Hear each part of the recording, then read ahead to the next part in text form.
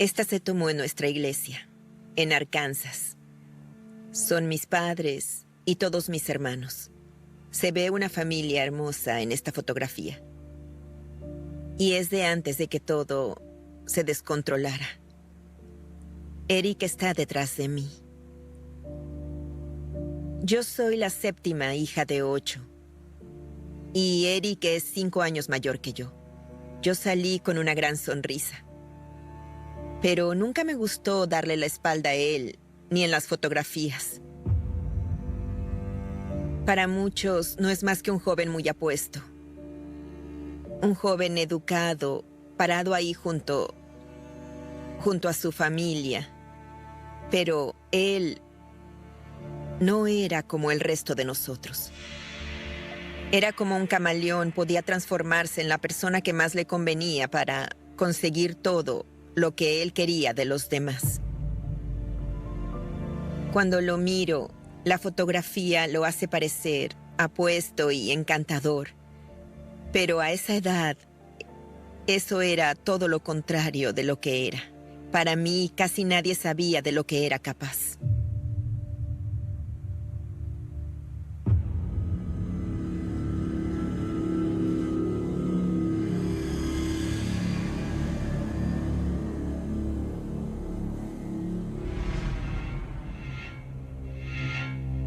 Estoy convencida de que Eric nació psicópata. Para mí, necesitaba ayuda desde muy pequeño. No toleraba que le dijeran no. No toleraba que nadie quisiera corregirlo. Estaba muy a la defensiva todo el tiempo y cualquier cosa lo hacía estallar. Una noche, todos los hermanos estábamos en la mesa del comedor jugando. Y Eric estaba bien, estaba normal. Todos nos reíamos, estábamos divirtiéndonos. Pero creo que él hizo trampa. Creyó que ganaría, pero no ganó haciendo eso. Lo siento, Eric. Puedes hacer trampa, pero igual perderás. Y de pronto se levantó de un salto. ¡No hice trampa! Todas las cartas salieron volando y él se fue hecho una furia, estalló. Era como un interruptor. Parecía no poder controlarlo. Vamos, Eric. No actúes como un bebé. ¡Vuelve! Cuando por fin volvió, no se mostró arrepentido. Ayúdanos a levantarlas. Cuando se enfadaba o si le decían algo que no le gustaba, los ojos se le oscurecían. Cerraba el puño con toda su fuerza y le cambiaba la mirada. Apretaba los labios, entrecerraba los ojos y era casi como si resoplara. Conocí esa mirada a una edad muy temprana y era aterradora. Era muy aterradora.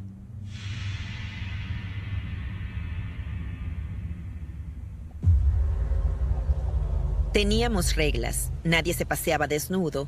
Las niñas se cambiaban en su habitación con la puerta cerrada. Los varones tenían su habitación. No compartíamos el baño con los varones. La primera vez que recuerdo que me espió, yo estaba en el baño. Había un closet detrás de la puerta del baño. No me di cuenta de que él estaba dentro del closet hasta que terminé de usar el baño.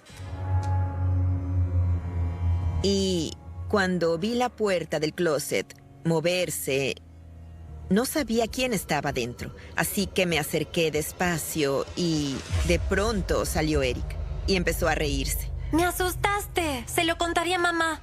No te conviene. Y me dijo, si le cuentas a alguien que estaba ahí, le diré que mientes. Y me hizo sentir muy incómoda. Hizo que pensara, vaya, ahora tendré que mirar detrás de la puerta y abrir ese closet cada vez que tenga que venir al baño. No era raro que él hiciera esas cosas. Le gustaba asustarnos, hacernos sobresaltar, y era siempre así.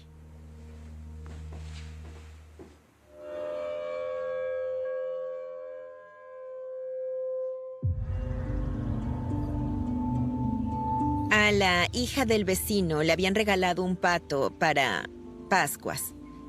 Y ellos no querían quedárselo, así que me preguntaron si lo quería yo y yo rogué y rogué para adoptarlo. Y pues mi mamá finalmente cedió. Le puse Pancita Amarilla. Me seguía por todo el jardín, por todo el vecindario. Lo adoraba, yo era como su mamá.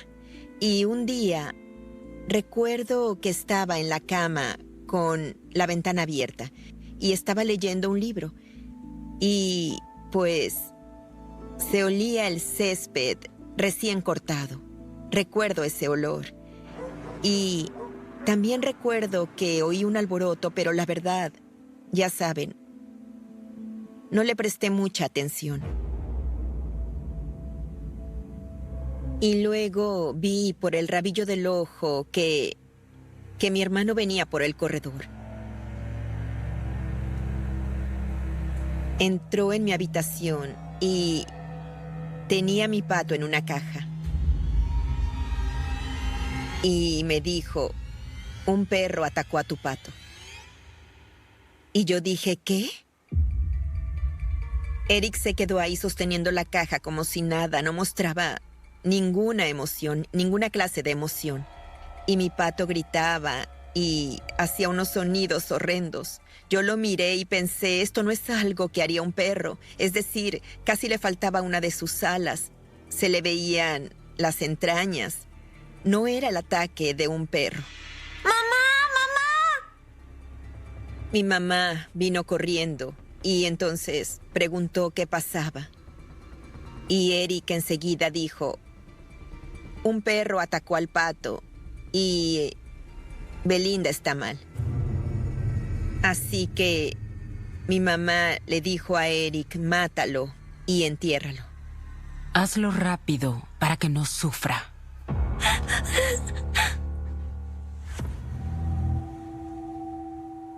Recuerdo que me encerré en el closet, me quedé sentada llorando. No sé cuánto tiempo estuve ahí adentro. Y Eric volvió, abrió la puerta del closet y me dijo, quería contarte que enterré vivo a tu pato. Tu hermoso pato seguía chillando cuando lo enterré. Pero seguro ya está muerto. Eso fue lo que dijo. Y agregó, no lo atacó ningún perro. Fui yo con la cortadora de césped. Y se rió.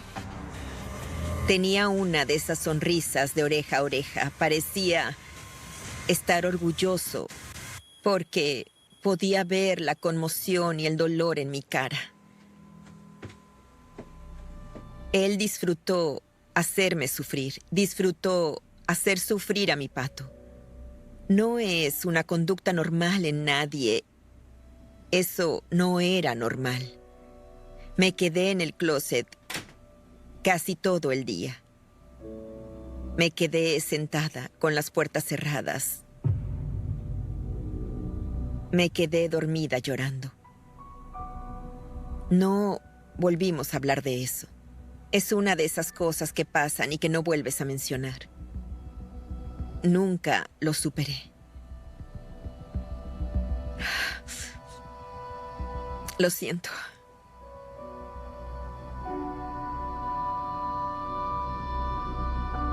Fue muy cruel. Fue algo muy cruel. Y él, pues, estaba contento, lo cual era peor. Y eso me dejó una herida muy profunda.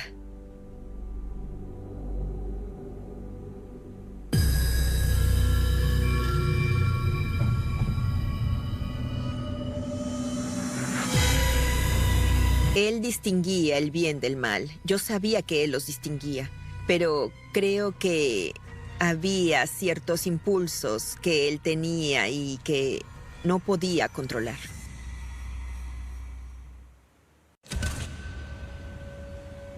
No sé por qué sentía la necesidad de torturarme, pero era algo que Eric hacía y lo hacía con mucha frecuencia.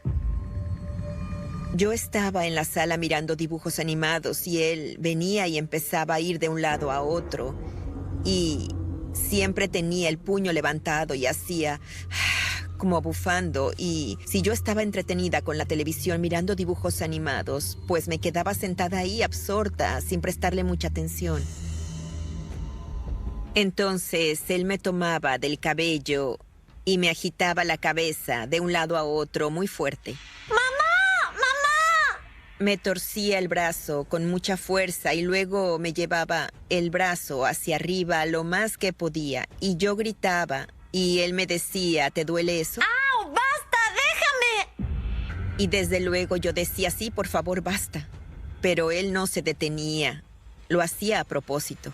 Y se reía de eso. Era como un juego para él. Eric, suéltala. Ya basta, ya basta. Para él era gracioso. Que yo sepa, él nunca molestaba a mi hermana menor. Y yo siempre pensaba, ¿qué le hice para que quiera hacerme daño? Yo hablaba con mi mamá de eso. Ella decía que se encargaría, pero para mí, mi mamá no sabía bien cómo controlarlo. Ella creía que si lo protegía y lo guiaba, lo corregiría. De hecho, dejé de contarle a mi mamá cuando él me hacía daño, porque me hiciera lo que me hiciera, no había consecuencias. No recibía ningún tipo de castigo, así que tuve que darme cuenta de que Eric no cambiaría su actitud hacia mí. Yo era un blanco fácil.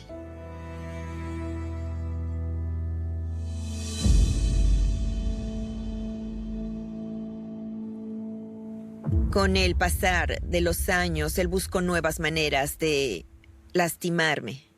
Esa era su forma de ser. Había una piscina a unas calles de nuestra casa. Me encantaba meterme en el agua con todos los demás, pero un día estaba jugando y luego de repente me tomó del cabello y me empujó hacia abajo. Enseguida supe que era Eric y que debajo del agua estaba en el fondo de la piscina y no podía salir. Él estaba parado sobre mí. Yo tenía los ojos abiertos y lo veía por el agua mirándome desde afuera. Pensaba, voy a ahogarme y no va a enterarse nadie. Voy a ahogarme. Y de repente vi las piernas de otra persona. Alguien lo empujó y me lo sacó de encima.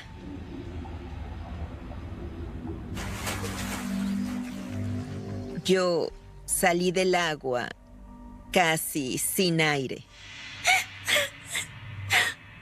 Recuerdo que me eché a llorar en forma descontrolada. Cuando le conté a mi hermana lo que había pasado, ella se preocupó por mí. Quédate aquí. Iré a buscar a mamá. No, no. Ella me dijo que iba a contárselo a mis padres y yo le rogué que no lo hiciera porque no quería que él me hiciera algo peor la vez siguiente. Con Eric nunca se sabía cuánto peor podía ser.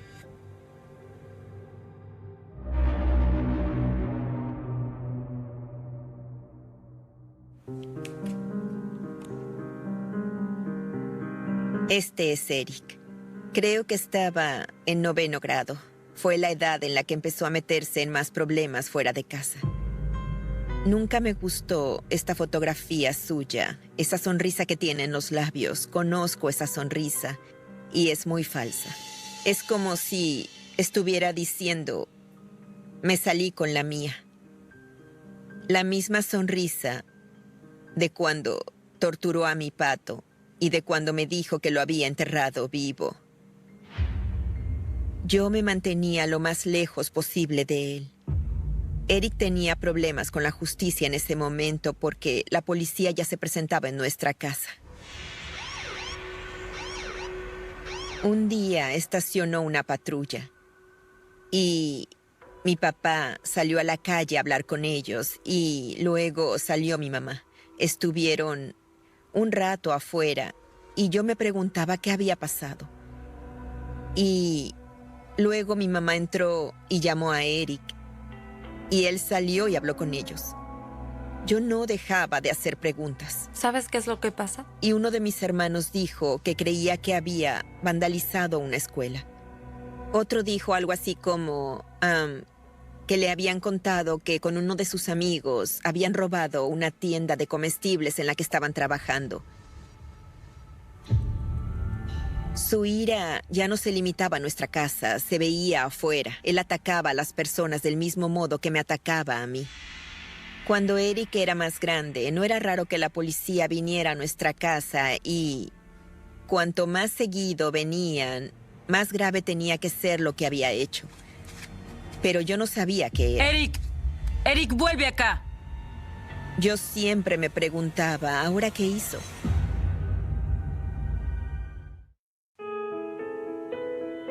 Eric era un joven muy apuesto y también muy encantador. Sabía cómo cautivar a las mujeres, estaba casi siempre de novio. Y cuando Eric tenía una novia a la que quería mucho, pasaba a ser, en esencia, mejor persona. A mí me gustaba que estuviera contento, porque cuando estaba contento me sentía a salvo. Pero cuando le rompían el corazón era otra historia. Había una muchacha que tomó a Eric, creo yo, por sorpresa. La quería mucho. Ella era muy dulce y muy hermosa. Y tenía el cabello colorado más lindo, precioso. Pasó algo. Ella rompió con él. Y diría que eso lo destrozó. Parecía haberse vuelto loco. Eric iba de un lado a otro y hablaba solo. Caminaba y caminaba. Tomaba el teléfono, la llamaba y ella no atendía. Luego colgaba el teléfono con violencia y seguía caminando. Y empezó a pasar por su casa. Después a llamar a su puerta. No le gustaba que le dijeran no. Creo que ese no desencadenó algo en él.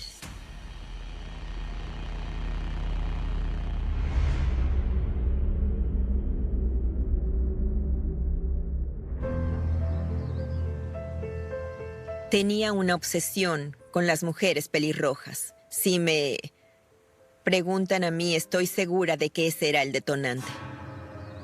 Un día, no sé por qué, él y yo fuimos juntos a la ciudad, ya que nunca íbamos juntos a ninguna parte. Pero se le acercó a una joven a la que, al parecer, le gustaba. Hola, Eric. Hola. Qué gusto verte. Y él fue amable con ella. Lo mismo digo. Pero cuando nos alejamos de ella, le dije, es simpática y muy bonita. Y él dijo, no es muy pelirroja. Es linda. Está bien. En ese momento no le di importancia, pero años después, de pronto ese comentario me vino de nuevo a la mente.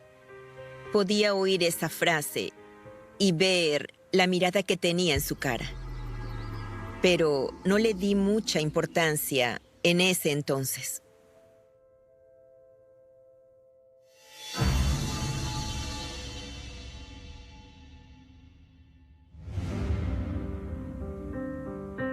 Eric empezó a trabajar en Oklahoma y cuando se fue de casa fue como volver a respirar. Fue un alivio, fue casi liberador, porque no tenía que vivir con miedo. Todo volvió a la normalidad y empecé a salir con muchachos. Así que me puse de novia y tuve una relación de casi 2 años. Terminé quedando embarazada. Fui madre soltera de muy, muy joven. Tuve a mi hijo y apenas nació él, mis padres tuvieron que viajar a Oklahoma porque habían arrestado a Eric.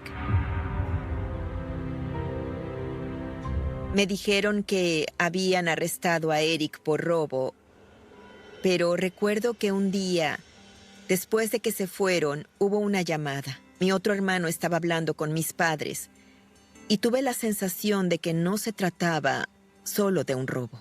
¿Es en serio? Oye, ¿qué pasa? Y pregunté, ¿qué pasó? ¿Por qué está preso? ¿Qué dijeron? Él me contó la verdad. No es bueno. Y me dijo que habían acusado a Eric de violar y golpear a 2 mujeres a punta de pistola. Eric negaba haberlas violado. Decía que había sido consentido, pero para mí él las violó. Eric se declaró culpable del hecho y lo condenaron a 23 años de prisión.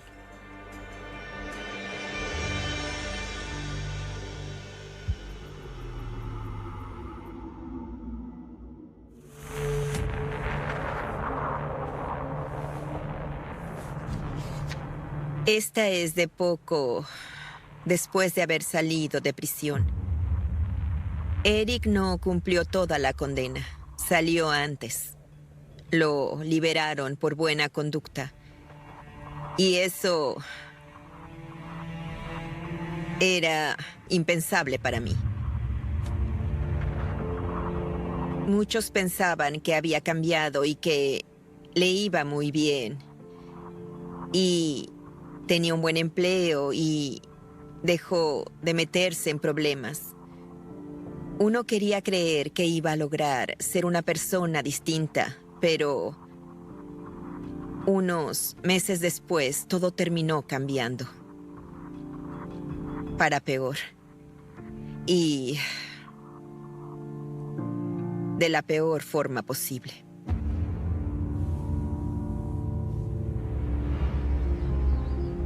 Mi mamá quería hacer una comida, un asado y que fuéramos todos a visitar a Eric e hiciéramos un pequeño reencuentro familiar. Ver a Eric me dio asco. No me sentía cómoda. Quería poder decir, ok, está cambiado, aprendió la lección. Pero tenía el presentimiento de que volvería a pasar algo malo. Y yo no quería ser parte de eso. De hecho, fui a decirle algo mientras cocinaba. Le dije, quiero que te comportes lo mejor posible. Espero que hayas cambiado, porque mamá y papá no soportarán mucho más.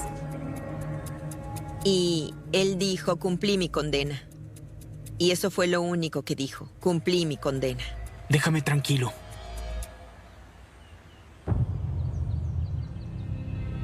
Apenas unos meses después, recibí una llamada.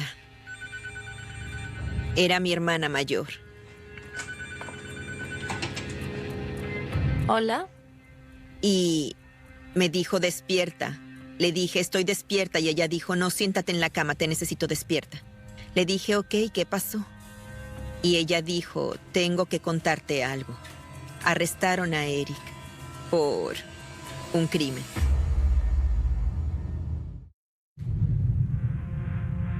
Cuando me llamó mi hermana para contarme que habían arrestado a Eric por homicidio, ella me dijo, pues, lo que había salido en los medios. 11 de octubre de 1993. Esa noche el auto de Julie Heath, de 18 años, apareció abandonado. Una semana después hallaron el cuerpo de Heath en una zona boscosa. La habían degollado con un cúter. Al parecer, su auto se había averiado al costado del camino. Alguien que pasaba por ahí la ayudó. Y una semana después, un cazador halló su cuerpo. Tenía parte de su ropa puesta al revés. Eric negó rotundamente haber matado a Julie. Dijo que unos tipos de Oklahoma que estaban buscándolo habían secuestrado a la joven y lo habían hecho mirar cómo la mataban. Y habían colocado pruebas para inculparlo a él. Y si él no se hacía responsable, ellos irían a buscar a su familia. Esa fue la versión que dio él. Cuando escuché ese relato, no creí una sola palabra. Al enterarme de la muerte de Julie, me imaginé lo asustada que debía estar, el tiempo que ella sufrió. Eso me destrozaba. Es decir, ella tenía 18 años y había sido mi hermano. Si mi hermano podía hacer algo así, pues cualquiera podía hacer algo así. Y toda mi vida cambió en ese momento.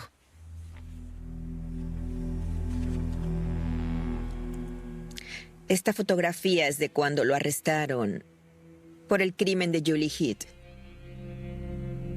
Mira hacia abajo y a la izquierda. Hacía eso cuando hacía algo malo o decía una mentira. No te miraba a los ojos, siempre hacía eso. Miraba hacia abajo y a la izquierda. Eso era algo que siempre notaba en él. Lo primero que pienso cuando veo esta fotografía es cómo demonios pudo matar a una joven de 18 años. Él tenía una hija. Tenía hermanas. No logro entenderlo.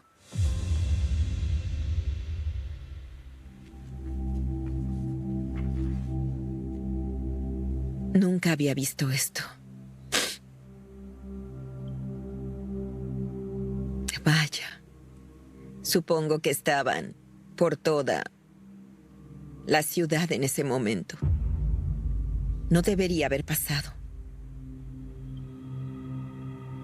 No debería haber pasado. Si él hubiera estado preso como correspondía, esta niña seguiría viva. Y no habían pasado ni 6 meses desde que había salido de prisión cuando mató a esta joven.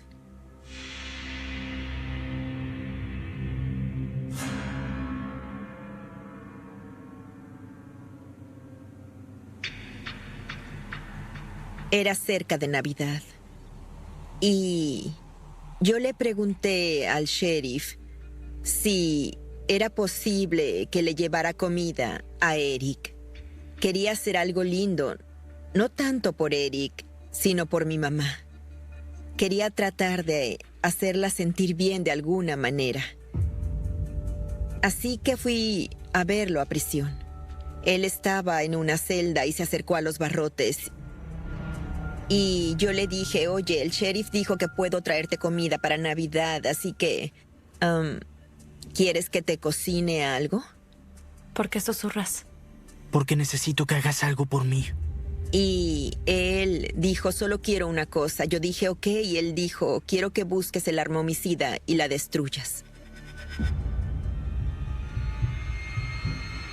Yo me quedé callada un instante, lo miré y dije, ¿qué? ¿Qué? Él dijo, sí, búscala y destrúyela. ¿Me has entendido? Lo que me dije a mí misma fue, mi hermano acaba de confesarme que en verdad mató a esa joven. Y esa fue su forma de confesar, pidiéndome que buscara el arma y que la destruyera. ¿Por qué me decía eso? ¿Por qué me pedía a mí que lo hiciera? Él no dijo qué clase de arma era. El lugar donde dijo que estaba era una vieja gasolinera abandonada. Ya sabes cuál. La que está cerca del lago. Me dijo, te daré un par de horas. Y luego te llamaré a casa de mamá. Y yo dije, ok. Dije, ok, lo haré. No tengo idea de por qué dije eso. Prométeme que lo harás. Una parte de mí pensaba, esto es ridículo. No sé qué me poseyó para animarme a ir. No lo sé. La verdad no lo sé. Me hice esa pregunta durante muchos años.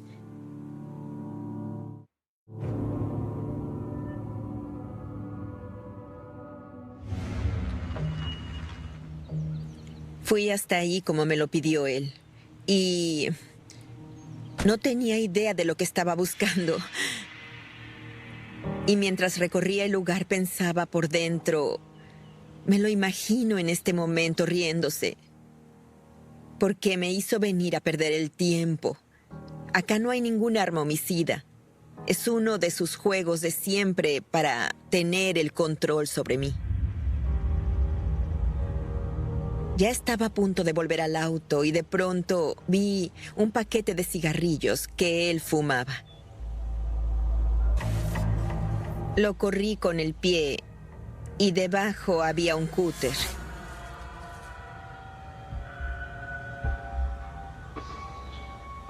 y se notaba que tenía cabello seco pegado. Y al ver eso, yo simplemente vomité. Me alteré. Supe en mi interior que era el arma homicida. No sabía qué hacer porque no quería tocarlo. No tenía celular en ese entonces. Me cubrí la mano con la manga del suéter y lo levanté. Lo guardé en el maletero y me dije, ok, sé muy bien lo que haré con eso.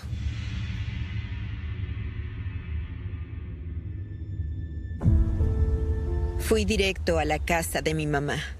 Sabía que Eric iba a llamarme ahí. Recibí su llamada y me costaba hablar porque no sabía muy bien cómo iba a actuar en ese momento. Sí, seguí ahí, lo hallé. Y él se puso de buen humor, se alegró y me dijo, sí, es ese. Y me preguntó, ¿lo quemaste? Y yo dije sí, y él dijo, gracias por el regalo de Navidad. Tengo que cortar.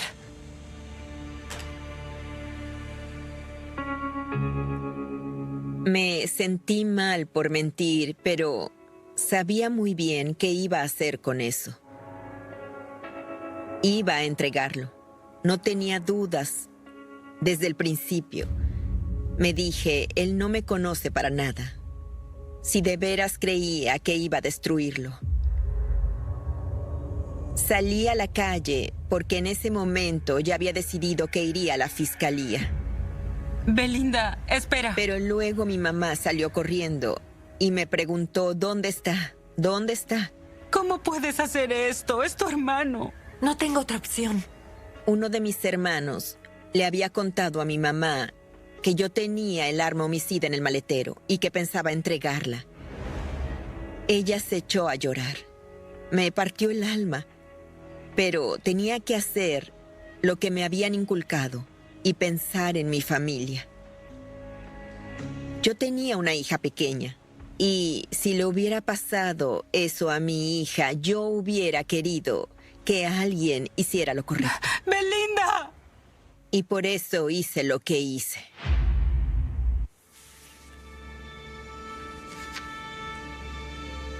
Esta es Julie Heath. Acá se ve lo bonita que era. Era una joven muy linda. Un cabello colorado hermosísimo. Su cabello es lo que más me llama la atención a mí. Lo primero que pienso cuando veo esta fotografía es cómo demonios pudo matar a una joven de 18 años. Y cuando supe que era pelirroja, eso me hizo pensar que el que tuviera cabello colorado podría haber sido la causa.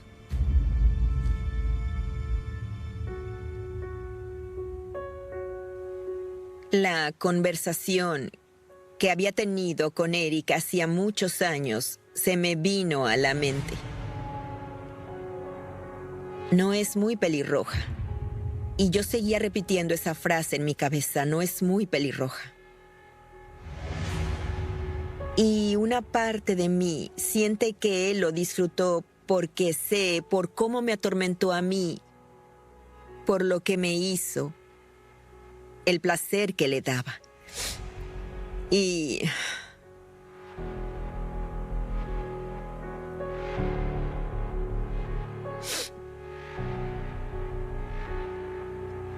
me da ganas de vomitar. Y ese es mi hermano.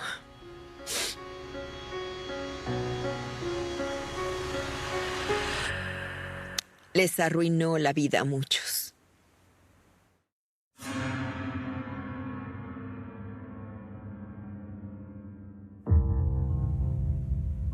Ya le había dicho al sheriff, tengo que hablar con él. Tengo que ser la que le cuente lo que hice, que le mentí y que la entregué. Y él me dijo, te entiendo. Dalo por hecho, Belinda. Así que me llevaron a su celda. Recuerdo que él me miró y me dijo, ¿qué haces acá a esta hora? Y yo dije, pues vine a decirte algo. Acabo de prestar declaración abajo. Quería que lo supieras por mí y no por otra persona. Y le dije, Eric, entregué el arma homicida. No la destruí, la entregué. Y él tan solo me miró y toda su actitud cambió. Tensó la mandíbula, entrecerró los ojos y la mirada de sus ojos me era conocida y me dio miedo. Te perdono. Luego sonrió y me dijo, ven acá, déjame darte un abrazo. Y eso era algo muy raro en él. Ven aquí. Y quiso agarrarme. Me corrí tan rápido que casi me caigo tratando de alejarme. Y luego lo oí reírse. Se reía como si fuera algo gracioso, como si todo fuera una broma.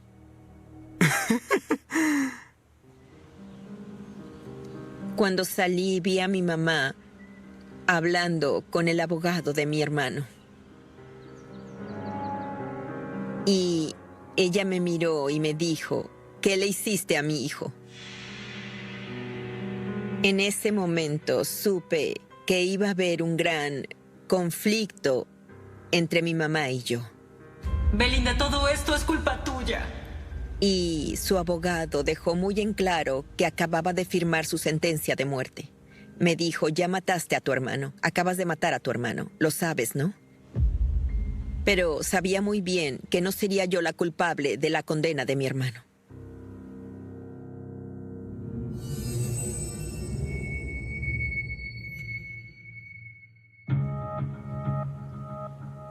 Estoy convencida de que merecía la pena de muerte. Nunca dijo lamentar lo que había hecho. No sentía remordimiento alguno. No era capaz de eso. El día previo a la ejecución de Eric, quise que él me explicara todo. Y pedí llamarlo. Tenía que saber por qué me había puesto en esa situación. Y en el fondo, quería que me dijera, porque sabía que tú harías lo correcto. Eric, esta es la última vez que podremos hablar. Me debes una respuesta. Le dije, ok, tengo que saberlo. Tengo que saber por qué me pusiste en la situación de tener que entregar el arma homicida y testificar en tu contra. ¿Por qué me hiciste eso? Y él respondió, no quería poner a otra persona en esa situación. Esa no era la respuesta que quería. Le dije, no me conoces para nada. Y yo tampoco te conozco a ti. Y por desgracia, esa fue nuestra última conversación. Lo ejecutaron la noche siguiente.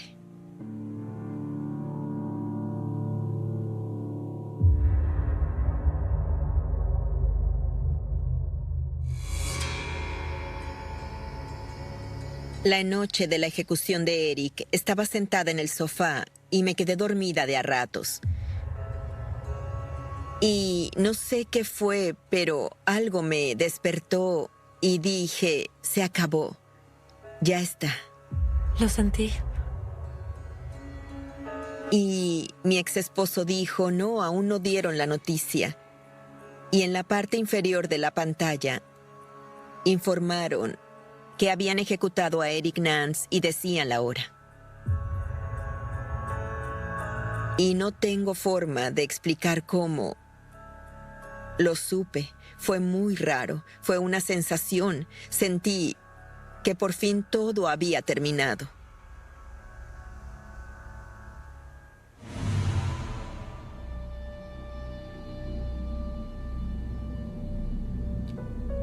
Seguía escuchando en mi cabeza lo que me había dicho su abogado. Acabas de matar a tu hermano, y él me hizo sentir que de hecho era cierto. Así que cargué con ese peso durante mucho tiempo. El de ser yo la responsable. Muchas personas me dijeron que había matado a mi hermano. Bueno, Esa es su opinión, y tienen derecho a opinar. Pero yo no maté a mi hermano. Mi hermano mató a una joven, una niña. Tenía 18, era una niña para mí. Y pues pagó el precio. Por eso él tenía que rendir cuentas por sus actos.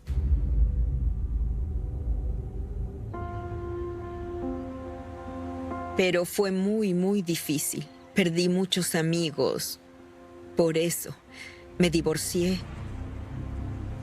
Es una comunidad muy pequeña.